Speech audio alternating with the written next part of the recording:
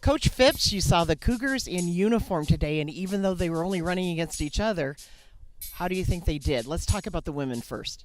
I thought it was fantastic. It was a great early season race. Our alumni, we had a couple alumni out there, which were great. Some great fans, but the team did very, very well. It's important for us to get that first race under our belts. It was a great way to do it. On our home course, helps us with our training, helps in our preparation for the rest of the year. But I was really excited with the way the team performed. We're probably about 30 seconds ahead of where we were this time last year. So with a more controlled effort in a not as race-like environment, I'm pretty excited for the future of this group. So we're going to go over and race Big Purple here.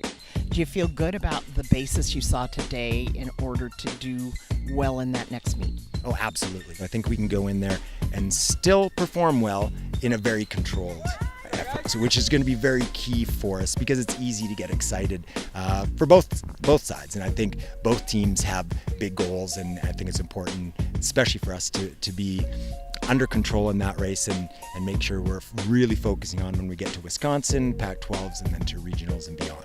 It was important for us not to get too carried away too early, and one of the reasons why we did a kind of a low-key home meet. It's easy for me to say, okay, let's take these first couple races easy, but when you've got that competitive a group, it's hard to keep the reins on them a little bit. So we're going to be very careful because we want to make sure our biggest and best races are at the end.